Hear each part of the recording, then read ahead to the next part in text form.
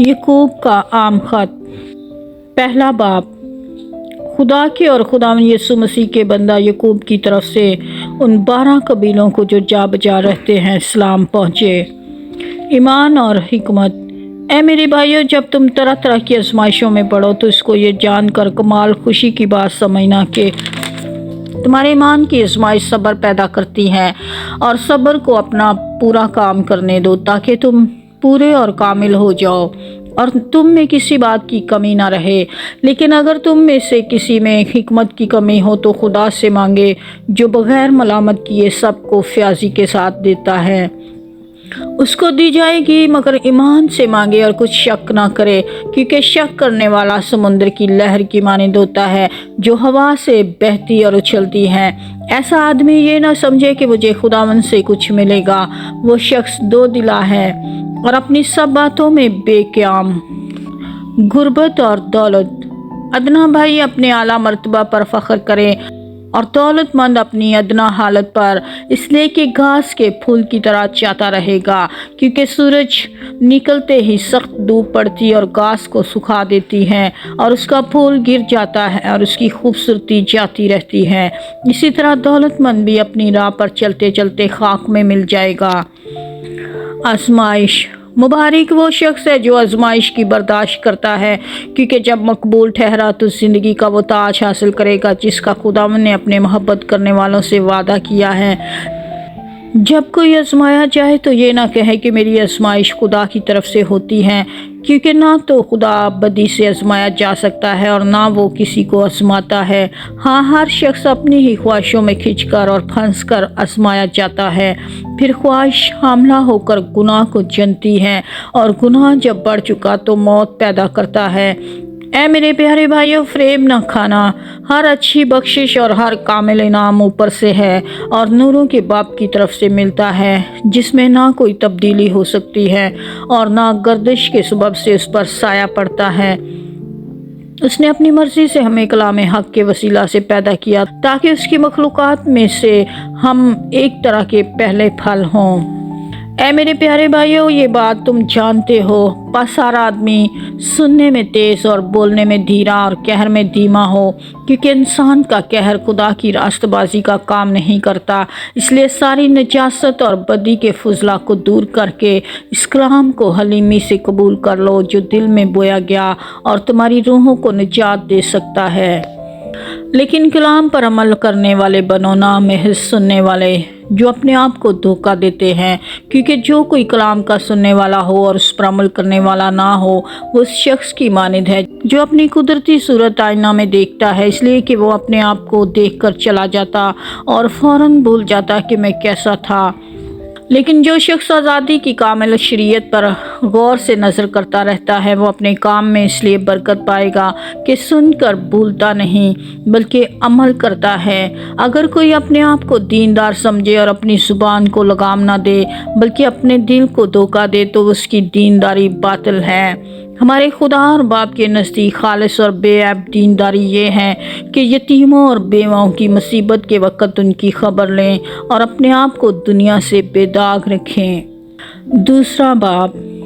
اے میرے بھائیو، ہمارے خداوند ذوالجلال یسوع مسیح کا ایمان تم میں طرفداری کے ساتھ نہ ہو، کیونکہ اگر ایک شخص تو سونے کی انگوٹھی اور عمدہ پوشاک پہنے ہوئے تمہاری جماعت میں آئے اور ایک غریب آدمی میلے کچیلے کپڑے پہنے ہوئے آئے اور تم اس عمدہ پوشاک والے کا لحاظ کر کے کہو تو یہاں اچھی جگہ بیٹھ، اور اس غریب شخص سے کہو کہ تو وہاں کھڑا رہ یا میرے پاؤں کی چوکی کے پاس بیٹھ، تو کیا تم نے آپس میں طرفداری نہ کی اور بد نیت منصف نہ بنے؟ اے میرے پیارے بھائیو سنو، کیا خدا نے اس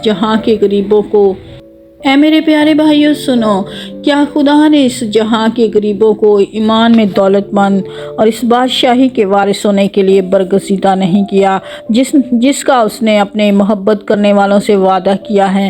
لیکن تم نے غریب آدمی کی بے عزتی کی۔ کیا دولت مند تم پر ظلم نہیں کرتے اور وہی تمہیں عدالتوں میں گھسیٹ کر نہیں لے جاتے؟ کیا وہ اس بزرگ نام پر کفر نہیں بکتے جس سے تم نامزد ہو؟ تو بھی اگر تم اس نوشتہ کے مطابق اپنے پڑوسی سے اپنی مانند محبت رکھ، इस बादशाही शरीयत को पूरा करते हो तो अच्छा करते हो, लेकिन अगर तुम तरफदारी करते हो तो गुनाह करते हो और शरीयत तुमको कसूरवार ठहराती है। क्योंकि जिसने सारी शरीयत पर अमल किया और एक ही बात में खता की, वो सब बातों में कसूरवार ठहरा। इसलिए कि जिसने ये फरमाया कि ज़ना ना कर, उसी ने ये भी फरमाया कि खून ना कर। बस अगर तूने ज़ना तो ना किया मगर खून किया तो भी तू शरीयत का अदूल करने वाला ठहरा। तुम उन लोगों की तरह कलाम भी करो और काम भी करो जिनका आज़ादी की शरीयत के मुआफिक इंसाफ होगा, क्योंकि जिसने रहम नहीं किया उसका इंसाफ बगैर रहम के होगा। रहम इंसाफ पर गालिब आता है। ईमान और अमाल। ऐ मेरे भाइयों, अगर कोई कहे कि मैं ईमानदार हूँ मगर अमल ना करता हो तो क्या फ़ायदा? क्या ऐसा ईमान उसे निजात दे सकता है? अगर कोई भाई या बहन नंगी हो और उसको रोज़ाना रोटी की कमी हो और तुम में से कोई उससे कहे कि सलामती के साथ जाओ, गर्म और से रहो, मगर जो चीज़ें तन के लिए दरकार हैं मुँह ने ना दे तो क्या फ़ायदा? इसी तरह ईमान भी अगर उसके साथ अमाल ना हो तो अपनी ज़ात से मुर्दा है। इसी तरह ईमान भी अगर उसके साथ अमाल ना हो तो अपनी ज़ात से मुर्दा है। बल्कि कोई कह सकता है कि तू तो ईमानदार है और मैं अमल करने वाला हूँ। तू अपना ईमान बगैर अमाल के तो मुझे दिखा और मैं अपना ईमान अमाल से तुझे दिखाऊंगा। तो इस बात पर ईमान रखता है कि खुदा एक है, खैर अच्छा करता है। शायातीन भी ईमान रखते और थरथराते हैं। मगर ऐ निकम्मे आदमी, क्या तू ये भी नहीं जानता कि ईमान बगैर अमाल के बेकार है? जब हमारे बाप अब्राहम ने अपने बेटे इसहाक को कुर्बान गाह पर कुर्बान किया तो क्या वो माल से रास्तबाज न ठहरा? बस तूने देख लिया कि ईमान ने उसके माल के साथ मिलकर असर किया और माल से ईमान कामिल हुआ। और ये नविश्ता पूरा हुआ कि अब्राहम खुदा पर ईमान लाया और ये उसके लिए रास्तबाजी गिना गया और वो खुदा का दोस्त कहलाया। बस तुमने देख लिया कि इंसान सिर्फ ईमान ही से नहीं बल्कि अमाल से रास्तबाज ठहरता है। इसी तरह राहब बादशाह भी जब उसने कास्तों को अपने घर में उतारा और दूसरी राह से रुखसत किया तो क्या अमाल से रास्तबाज ना ठहरी? घर जितने बदन बगैर रूह के मुर्दा हैं, वैसे ही ईमान भी बगैर अमाल के मुर्दा है। तीसरा बाब, ज़ुबान। ऐ मेरे भाइयों, तुम में से बहुत से उस्ताद ना बने, क्योंकि जानते हो कि हम जो उस्ताद हैं ज़्यादा सज़ा पाएंगे, इसलिए कि हम सब के सब अक्सर खता करते हैं।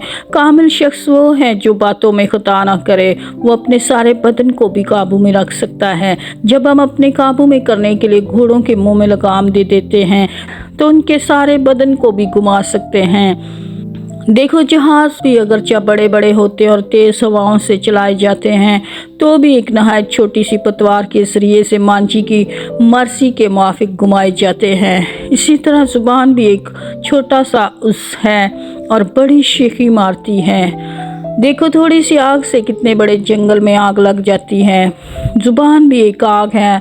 ज़ुबान हमारे अज़्ज़ा में शरारत का एक आलम है और सारे जिस्म को दाग लगाती है और दायरा दुनिया को आग लगा देती है और जहन्नम की आग से जलती रहती है। क्योंकि हर किस्म के चुपाए और परिंदे और कीड़े मकोड़े और दरियाई जानवर तो इंसान के काबू में आ सकते हैं और आए भी हैं, मगर ज़ुबान को कोई आदमी काबू में नहीं कर सकता। वो एक बला है जो कभी रुकती ही नहीं, जहरे कातिल से भरी है। इसी से हम खुदावंद और बाप की हम्द करते हैं और इसी से आदमियों को जो खुदा की सूरत पर पैदा हुए हैं बद्दुआ देते हैं। एक ही मुंह से मुबारकबाद और बद्दुआ निकलती है। ऐ मेरे भाइयों, ऐसा ना होना चाहिए। क्या चश्मा के एक ही मुंह से मीठा और खारी पानी निकलता है? ऐ मेरे भाइयों, क्या अंजीर के दरख्त में जैतून और अंगूर में अंजीर पैदा हो सकते हैं? इसी तरह खारी चश्मा से मीठा पानी नहीं निकल सकता। आलम बाला की हिकमत। तुम में दना और फ़हीम कौन है? जो ऐसा हो वो अपने कामों को नेक चाल चलन के वसीला से सिलम के साथ जाहिर करे जो हिकमत से पैदा होता है।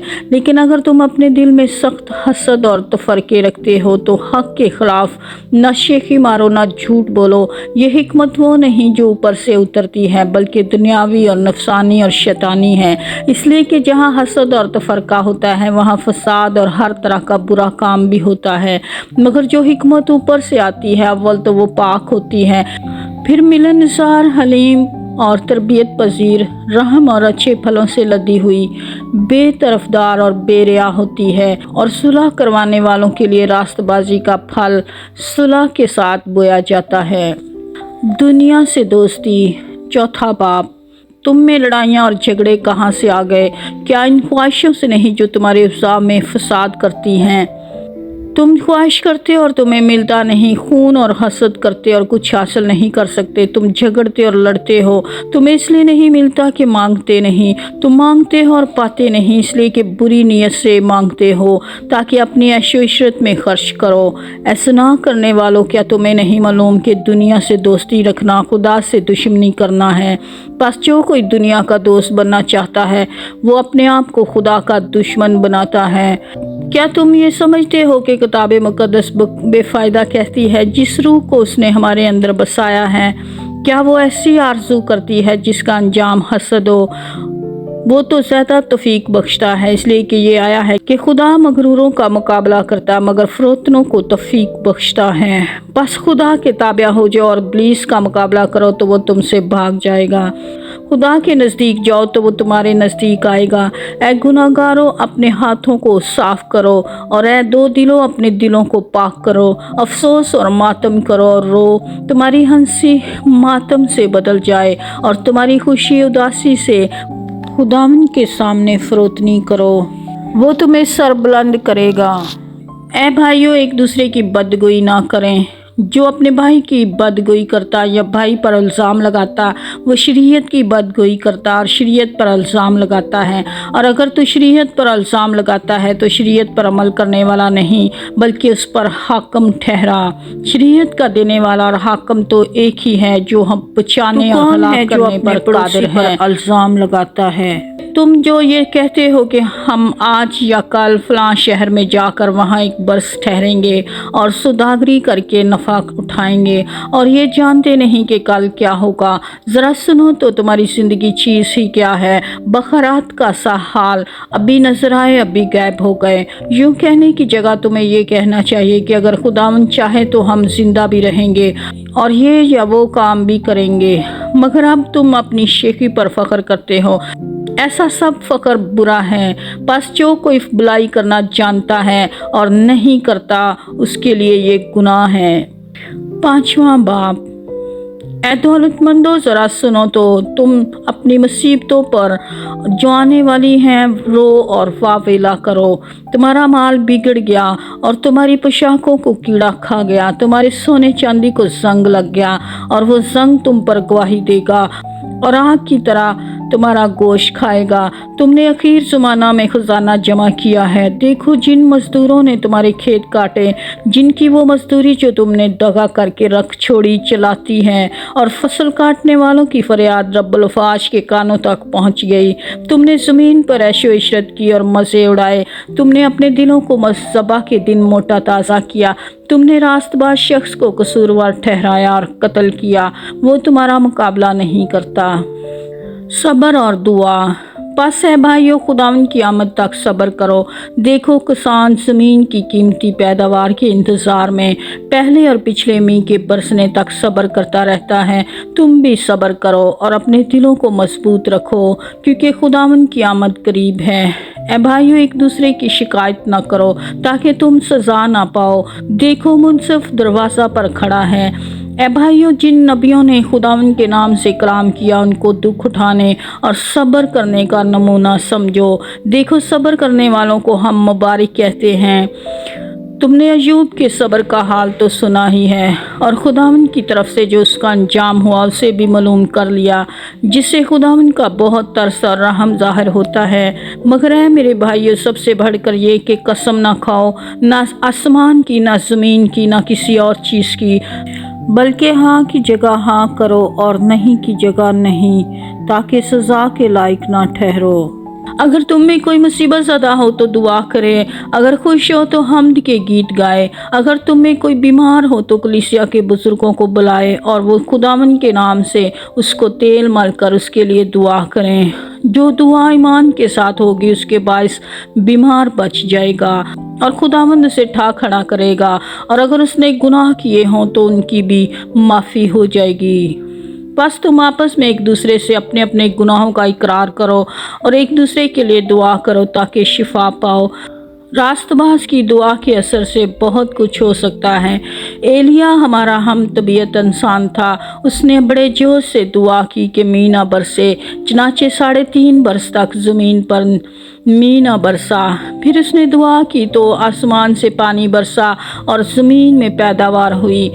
ऐ मेरे भाइयों, अगर तुम में कोई राह हक से गुमराह हो जाए और कोई इसको फेर लाए तो वो ये जान ले कि जो कोई किसी गुनाहगार को उसकी गुमराही से फेर लाएगा वो एक जान को मौत से बचाएगा और बहुत से गुनाहों पर पर्दा डालेगा।